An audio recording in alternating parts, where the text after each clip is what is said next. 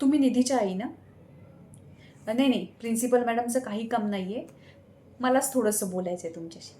एक मिनिट निधी बेटा, go and check library open आहे का? हे बघा, निधीचे ना वीकली टेस्टचे मार्क खूप डाऊन झालेत आणि खास करून इंग्लिशमध्ये तिचे मार्क जास्त जात आहेत. नाही नाही, तुम्ही ओरडू नका तिला, त्याच्यात तिचा काही इश्यू नाही आहे. मला असं कळलं आहे तुम्ही तिला मराठी स्कूलमधून इंग्लिश स्कूलमध्ये ट्रान्सफर केलं तर. अच्छा, म्हणूनच तिला ग्रास्पिंगसाठी खूप जास्त त्रास होतोय. शिवाय ICSEचा पोर्शनही खूप जास्त मोठा आहे. म्हणूनच माझं तुम्हाला एक सजेशन आहे, शांतपणे विचार करा.